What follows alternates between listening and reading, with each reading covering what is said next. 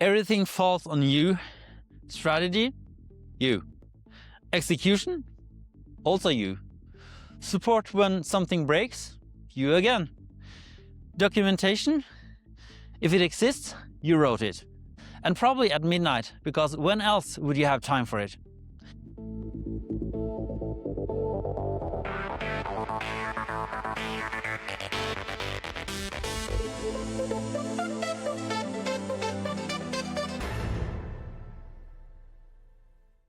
Hey, welcome to the Oddinary, the Marketing Ops podcast. I'm Morten, your host, and today's episode is a little bit different. No guests this time, just me, my thoughts, and probably some cold Norwegian air in the background and some ice on the ground I see. Hope I don't fall. I wanted to kick off a solo series exploring what it actually means to work in marketing operations. Not the LinkedIn polished version, but the real stuff, the messy stuff, the how did I even end up here stuff. And that's exactly what this first episode is about. The accidental marketing ops professional. Because I don't know anyone who grew up dreaming of becoming a marketing operations professional. There's no university degree for it. No clear career path. Most of us just ended up here. We drifted in from marketing, from IT, from sales, from analytics. And one day we looked around and realized, I guess this is what I do now. So today I'm going to explore 5 questions that I think every MOps professional has asked themselves at some point. And I'll share some of my own story along the way, 20 plus years of figuring this out as I go. Let's get into it. So the first question, did you plan to work in marketing ops or did it just happen? For me, it definitely just happened. And I suspect that's true for most of us. I started my career in the late 90s. Yeah, back then marketing operations wasn't even a term. Digital marketing was barely a thing. I worked with audio production, then moved into web, then SEO, then project management.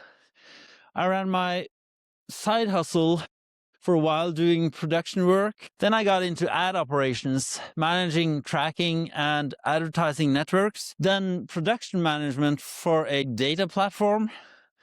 Then analytics and tag management at a bank. And then growth hacking and marketing automation at an energy company. Do you see a pattern? There is no pattern. It's a winding road of that looks interesting and someone needs to fix this. And I guess I'm the one who understands how these systems connect. And that's the thing about MOPS. It attracts a certain type of person. The person who sees a broken process and can't leave it alone.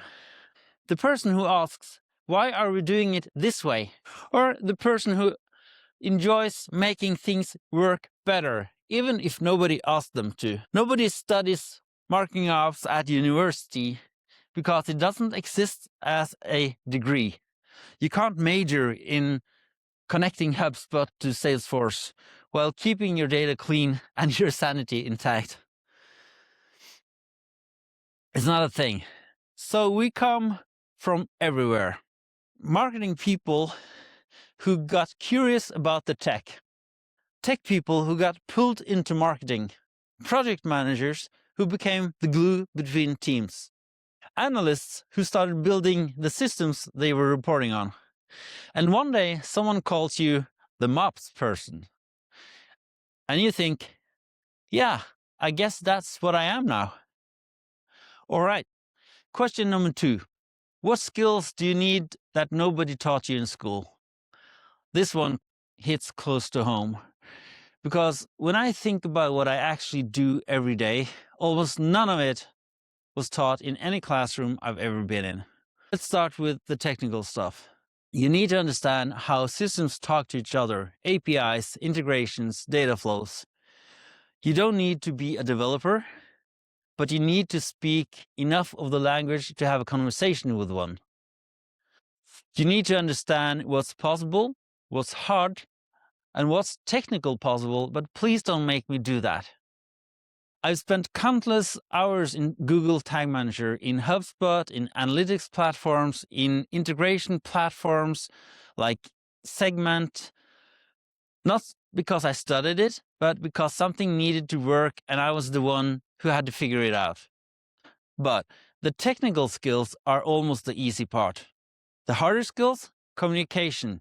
You need to talk to sales in their language. You need to talk to marketing in their language. You need to talk to IT in their language. And sometimes you need to translate between all three in the same meeting. You become this weird multilingual bridge between teams that don't always understand each other. Then there's project management. Except you rarely have formal authority. You're not the boss of anyone. You just need to somehow get people do things on time in the right order without breaking anything else. That's a skill they definitely don't teach you in school. And problem solving under pressure. Firefighting. Something breaks, a campaign is about to go out, someone is panicking, and you need to stay calm and fix it. That's Tuesday. That's just a regular Tuesday. And finally, patience. Because you will explain the same thing 10 times. You will answer the same question from different people in different meetings. You will document something and someone will still ask you how it works. That's the job. And if you don't have patience, you'll burn out fast. None of this was in any curriculum I ever saw. You learn it by doing, you learn it by failing, you learn it by being the person in the room who says, I'll figure it out. And then actually figuring it out. Question 3. Imposter syndrome. Do you feel it in a role with no rulebook? Okay, let's be honest here. If you work in MOps and you've never felt imposter syndrome, I'm not sure I believe you. This role has no certification that proves you're qualified. There's no exam you pass that says, congratulations, you're now officially a marketing operations professional. You just do the work and hope you're doing it right. And then you go on LinkedIn and you see people posting about their incredible tech stacks and their sophisticated attribution models and their perfectly automated everything. And you think, am I behind? Am I doing this wrong? Do they know something I don't? Here's what I learned after 20 plus years. Everyone feels this way. The people posting those impressive things, they have messy spreadsheets too. They have integrations that break. They have campaigns that flop. They just don't post about that part. The role changes constantly. New tools every year, new best practices, new expectations. You can never feel done learning, and that's uncomfortable.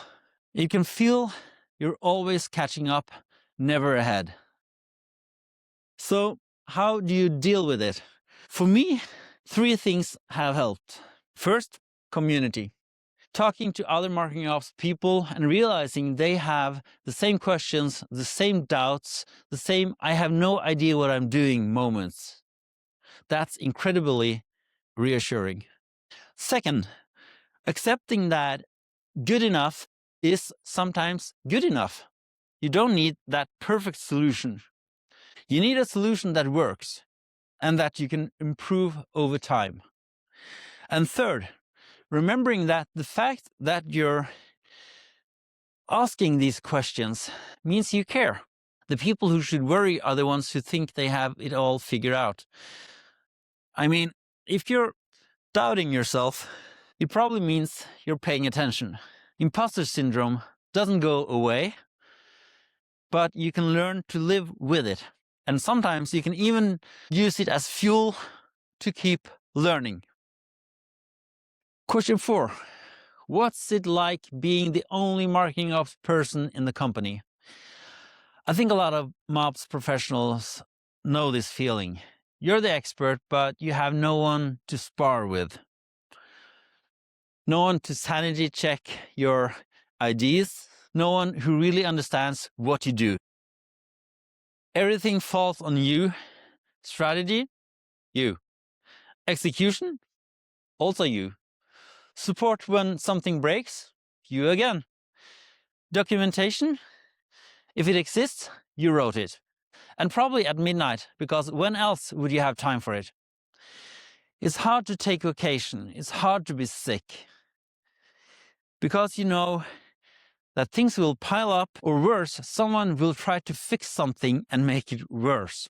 I've definitely answered emails from my phone on days I was supposed to be off. Not because anyone demanded it, but because I knew no one else could solve it. And there's a loneliness to it. You sit in meetings where you're the only one who understands the technical side. You try to explain why something is complex and people nod politely, but you can tell they don't really get it. You celebrate a win, like finally fixing that integration that's been broken for months. And no one else understands why it matters. But here's the flip side. When you're the only one, you also get to shape the role entirely. There's no bureaucracy. No, that's not how we do it here. You decide the priorities. You build the processes. You create something from nothing. And that can be incredibly rewarding. Because when it works, it's because of you. When things run smoothly, you built that. There's ownership in being the only one. But it's also why community matters so much. Which brings me to the last question. How important has community been for your career? For me, absolutely essential. The marketing ops community is unlike anything I've experienced in other fields. People share openly. They answer questions from strangers. They post their templates, their frameworks, their mistakes. There's very little gatekeeping. And I think it's because we all recognize that we're figuring this out together. There's no textbook, there's no degree, so we teach each other. Slack groups have been a lifeline for me. When I'm stuck on something, I can post a question and get answers from people who've solved the same problem. LinkedIn too. Despite all its noise, there's a real marketing ops community there, sharing valuable insights every day. And conferences. Mopsapalooza was a turning point for me. Being in a room full of people who do what I do, who understands the frustrations, the wins, the weird edge cases. Man, that's powerful. You realize that you're not alone. You realize the challenges you face are universal. I'm also a co-chapter leader for marketingops.com in Europe, together with Chloe and Mihai. And what I love about that community is the willingness to help. People show up not to sell, but to share. That's rare. If you're working in marketing ops and you're not plugged into some kind of community, find one.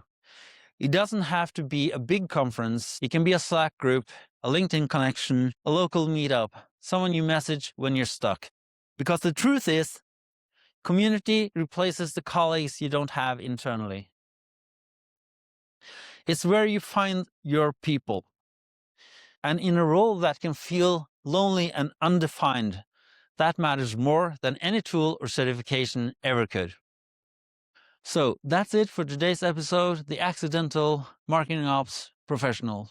If any of this resonated with you, if you also stumbled into this career, if you also feel the imposter syndrome, or if you also rely on community to stay sane, I'd love to hear from you.